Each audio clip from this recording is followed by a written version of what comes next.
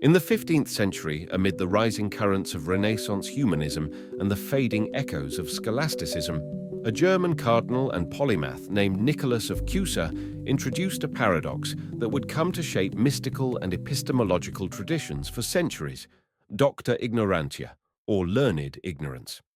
For Nicholas, true knowledge was not the accumulation of facts, but the humble recognition of the limits of the human mind before the infinite. His insight was radical for its time, offering a bridge between science, mysticism, and theology. Born in 1401 in the town of Kues on the Moselle River, Nicholas was trained in canon law, but his intellectual hunger reached beyond legal codes. He lived in an age when astronomers still clung to geocentric models and philosophers confidently categorized all existence in Aristotelian boxes. Nicholas, however, looked deeper. In his seminal work, De Docta Ignorantia, 1440, he proposed that the more we learn, the more we recognize how little we truly know. This wasn't ignorance in the usual pejorative sense. It was a learned, cultivated, and enlightened awareness of the limits of human reason when faced with the divine, the infinite, or the truly unknowable. Nicholas likened the pursuit of ultimate truth to drawing a perfect circle with human hands. The closer we come to perfection, the more evident our imperfections become.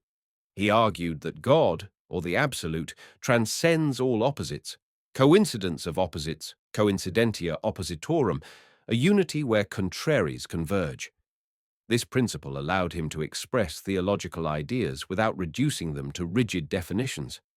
God is simultaneously one and many, visible and invisible, infinite and yet present in finite things.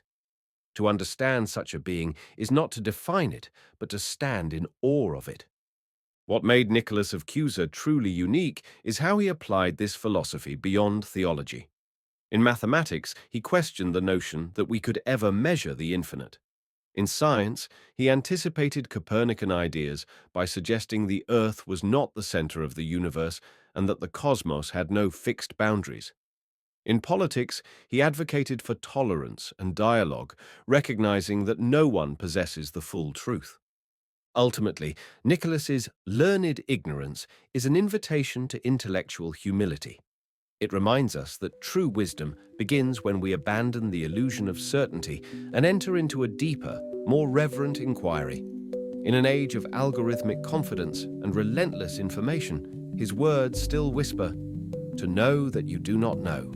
That is the beginning of wisdom."